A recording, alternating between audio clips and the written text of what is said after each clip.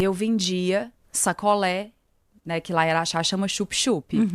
É o geladinho, sei lá, nós temos esse nome de diferentes formas dentro das regiões do país.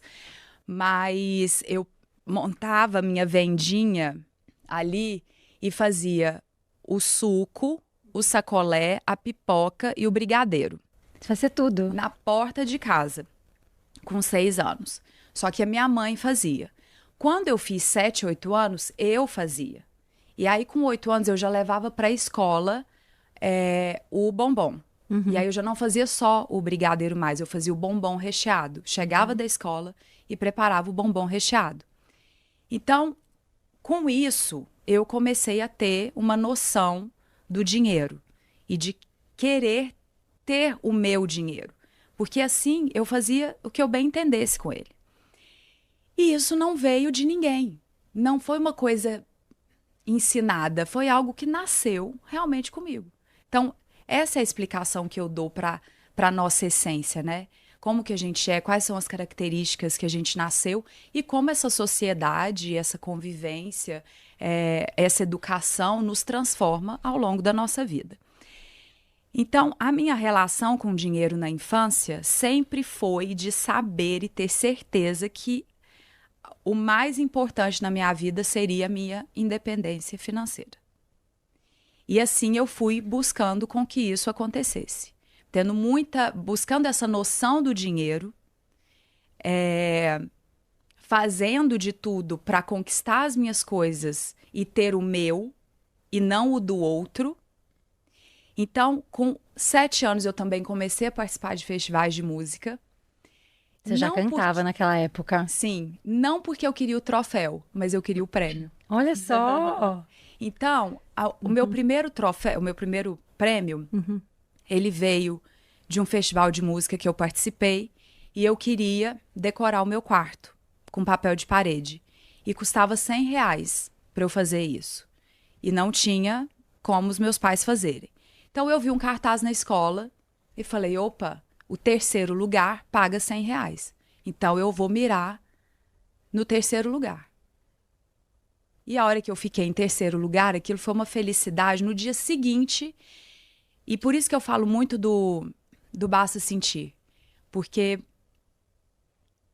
antes de ir lá comprar o papel, eu já tinha ido na loja, eu já tinha mentalizado o quarto, eu já tinha visto aquele papel ali acontecendo, as pessoas colocando, já sabia como que o quarto ficaria. E no dia seguinte que eu ganhei esse prêmio, eu já fui exatamente na vendedora, junto com a minha mãe. Falei, eu vim pegar o meu papel. Que bacana. Então, a minha vida toda foi dessa forma. Eu primeiro sonhei com o desejo, com o que eu gostaria, mentalizei, vivenciei aquilo como se aquilo já fosse um fato. E fui trilhando o meu caminho para que aquele desejo se tornasse realidade. Ô Mai, mas tem uma passagem na tua história que eu acho muito legal, que assim, você começou a trabalhar muito cedo, você tem essa questão de visualizar e já imaginar, mas você também tem um pé no chão, porque quando você foi para o Rio trabalhar como atriz, você também trabalhou com outras coisas ao longo do tempo, certo? Não é que assim, você vai plantando muitas coisas ao longo do caminho. Como é que foi viver essa fase? Como é que foi trabalhar, né, e se preparar para ser uma grande atriz, mas também fazer outras coisas? Como é que ficou o sentir nesse lugar e como é que você organizou financeiramente para chegar lá? A minha história, a minha ida para o Rio é uma loucura, assim. Ela tá bem dentro do basta sentir mesmo. Porque quando eu era criança, eu perguntei para minha mãe como que eu faria para ser uma pessoa famosa. Eu queria ser mãe, como que eu faço para ser famosa? Eu quero estar na televisão, o que eu tenho que fazer? Aí ela, bom, você precisa mudar para o Rio de Janeiro ou para São Paulo, você tem que sair de Araxá primeiro, as pessoas têm que te ver, você tem que fazer um teatro. Aí eu, quando eu posso fazer isso? Ela falou, quando você fizer 18 anos. Então eu passei a minha vida, a minha infância e a minha adolescência esperando os 18. Mas que legal ela falar isso, né? Porque a gente já teve várias convidadas aqui, a Jana até falou isso, que ela falava, vou trabalhar na MTV, e as pessoas da família até falavam, isso não é pra ti, tu vai te iludir. Então, e que legal que ela foi e falou, tem que fazer. Ela fez um plano contigo ali, né? Não, a minha mãe, ela sempre... Eu sempre falei assim, mãe, eu vou ter isso. Ela vai, você vai ter o que você quiser. Ai, que amor. Mãe, eu vou ganhar isso aqui, eu vou ganhar esse festival, eu vou ganhar tal prêmio, eu vou colocar o papel de parede, depois eu vou colocar as prateleiras. Porque o sonho, ele não acaba nunca, né? E quando o sonho acaba, você morre. E tem tanta gente que tá por aí vivo, mas morto por dentro, né? Então, nós somos os nossos sonhos. Porque quando você firma o pensamento naquilo que você quer, você vai condicionando a sua vida, a sua caminhada, para que aquilo seja alcançado, né? Então, conquista-se um sonho, automaticamente vem outro. E quando eu fiz os 18 anos, que eu falei, mãe, fiz 18, agora eu vou mudar para o Rio. Ela falou, não, calma. Peraí, você mora numa cidade de 100 mil habitantes, você é uma menina, vai para o Rio, vai morar onde? Eu falei, não sei, mas eu vou. Ela, mas Mariana, as coisas não são assim, a gente não... Eu falei, não, eu já sei, a gente não tem dinheiro para eu ir, às vezes nem para pegar o ônibus. Isso, andar de avião, gente, era uma coisa muito distante. Eu andava de carona.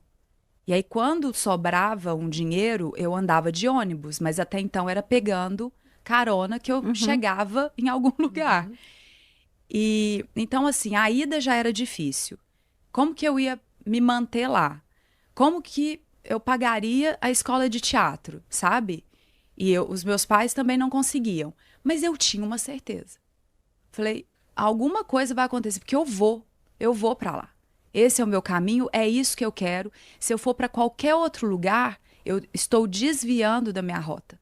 Estou desviando do meu caminho. Porque eu vou ser uma pessoa conhecida. Só que nessa época, com 18 anos, eu queria ser conhecida. Hoje, eu busco ser reconhecida. Pelo meu trabalho, pelo que eu faço, por essa responsabilidade de como eu vou chegar no outro, né? Então, eu queria ser conhecida. E eu tinha essa certeza que eu iria para o Rio. E nada, o caminho não colaborava ali. E aí eu tinha minha tia, que é irmã do meu pai, que morava no Rio há anos. Eu liguei para ela, falei, tia, eu posso morar na sua casa? Eu quero mudar para o Rio. Ela falou, e dou razão a ela, lógico. Ela falou assim, Mariana, eu moro num apartamento pequeno, de 70 metros quadrados. Sou eu, o seu tio e seu primo, em 2 quartos. Não tem como eu receber uma jovem de 18 anos. Onde que eu vou te colocar? Eu falei, não, eu fico na sala. Ela, não, Mariana. Não dá. Não é assim. Aí eu, nossa, mas que absurdo, o que que tem? E hoje, se alguém me liga e fala assim, não, eu fico na sala, eu falo, tá louco. Não. Então, ela falou, Mariana, e ela chorou, ela ficou arrasada de ter que falar não. Falei, tá bom, não tem problema. Desliguei minha mãe e aí? Falei, não vai rolar ficar na casa dela. Mas eu vou pra lá. Eu vou pra lá. Alguma coisa vai acontecer e eu vou. E aí, gente, eu fui pra Uberlândia pra ver uma faculdade de psicologia. Pra eu começar a fazer psicologia. Mas eu fui contrariadíssima. E aí eu vi a república que eu ia morar. Fui visitar as meninas, fui visitar o apartamento, fui visitar a faculdade. Eu falava, não é isso aqui. Não é, minha mãe Mariana, mas tem que ser, não tem jeito. Faz a faculdade antes, e aí depois você muda para o Rio, você vai fazendo um trabalho aqui, outro acolá. Aqui em Uberlândia você consegue fazer show, porque eu já fazia muito show, já tinha banda. Vai juntando um dinheiro, se prepara e vai para o Rio daqui 4 anos. Falei, não, eu tenho que ir agora, eu estou pulando uma etapa importante dentro do meu caminho, dentro do meu propósito, dentro do que eu vim fazer aqui. Eu vou fazer o quê? Estudando psicologia agora em Uberlândia. Eu preciso estar no Rio de Janeiro. E minha mãe, mas o Rio não vai dar. Falei, vai dar sim. Você vai ver que vai dar. Estou eu e voltamos de Uberlândia, eu contrariadíssima. Voltamos para casa. Eu e minha mãe assistindo televisão. Toca o interfone. Eu fui lá, abri o portão. Era um aluno do meu pai, o Diogo, que ele era meu amigo, ele e a namorada dele, a Cris, eles eram meus amigos, e ele era bem mais novo, meu pai dava aula de voo livre, nessa época, de parapente, asa delta, lá em Araxá. E o Diogo chegou e falou, Mari, seu pai tá aí? Eu falei, não, meu pai saiu. Ele falou, vim deixar um equipamento pra ele. Posso deixar com você? O equipamento de voo, porque eu não vou mais fazer aula. Eu falei, por quê? Ele falou, porque eu tô de mudança, eu vou pro Rio de Janeiro fazer teatro. Eu falei, eu vou com você. Mentira! Uhum. 2 dias depois que eu voltei de Uberlândia. Eu falei, eu vou com você. Entra aqui. Que dia que você vai? Ele, amanhã. Eu falei, eu vou com você, vou fazer a mala. Aí ele, Mariana, calma. Loucura. Eu falei, não, amor, você não tá entendendo. Eu estou indo com você amanhã. Aí vem conversar com a minha mãe. Ele entrou, aí a minha mãe... Falei, tô indo. Em pânico. Ela falou, como assim? E você vai morar onde? Eu falei, liga lá pras meninas, onde você vai morar? Ele falou, vou ficar na casa da Andressa, que é irmã, que era cunhada dele, que é irmã da Cris. Vou ficar lá, ela mora numa república, só que eu vou ficar uma semana até eu achar um apartamento. Falei, pode falar que eu vou ficar lá também. Vê se tem um quarto, uma cama, qualquer lugar, eu fico na sala. Ele falou, não, Mariana, eu até tentei um quarto, mas parece que a república tá cheia. Falei, liga pra ela, telefone fixo. Aí ele ligou. Ela falou, então, fala pra Mariana vir, porque realmente vagou uma beliche. A menina que mudaria não vem mais. Agora, você tinha dinheiro pra pagar isso? Você já tinha... Tinha nada. Nada? Não tinha nada. Não tinha nem se programado. É tão engraçada essa história que eu não tinha mala. Então, eu levei 2 sacos pretos, assim, de lixo. Um com as minhas roupas, com 3 pares de sapato que eu tinha. E o outro cheio de Tupperware. Um Tupperware? Minha mãe falou, sempre é bom chegar numa casa nova com vasilha de plástico. Gente, sua mãe é muito maravilhosa. Com 500 Tupperware, sapato que é bom não tinha, roupa também não, mas Tupperware. E é bom porque dá pra levar quentinha pra todo mundo, né? bom. Gente, eu adorei essa tua mãe. Aí maravilhosa. cheguei, fomos pro Rio, cheguei lá, morei na casa das meninas. Na Beliche, ficou no na Beliche. Beliche.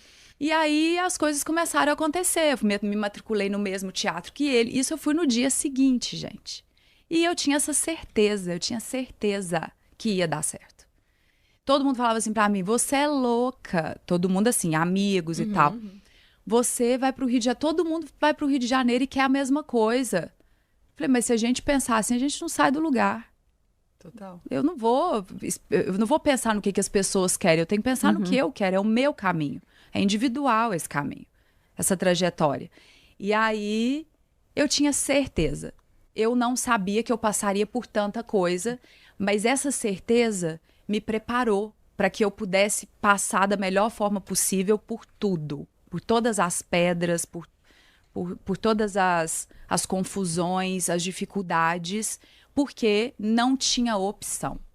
Ou dava certo, ou dava certo. Eu não tinha outra opção. Então, quando eu cheguei, eu falei, bom, tudo é caro. Como que eu faço para me manter aqui? Mãe, liga pro vizinho e pede para ele mandar as trufas de chocolate que eu vou vender aqui no Rio.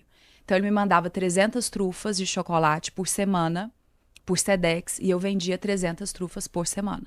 Vendia no teatro, vendia em shopping, vendia em ponto de táxi, vendia dentro do ônibus. Então, assim, eu fui fazendo meu pezinho de meia. Já na primeira semana, eu peguei um disco que eu tinha 3 músicas gravadas, um CD que eu gravei em Araxá com 3 músicas, e deixei em todos os quiosques da Lagoa. Comecei a fazer show nos quiosques da Lagoa.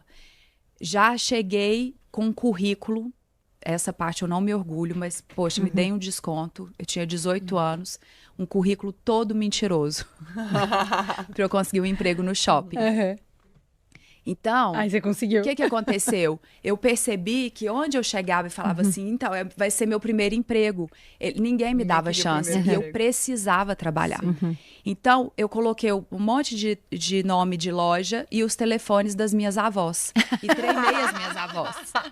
E aí tu falou pra ela. Treinei, falei, se ligar e falar, é da loja Flor de Lis, uma era a loja Flor de Lis e a outra eu não lembro o nome.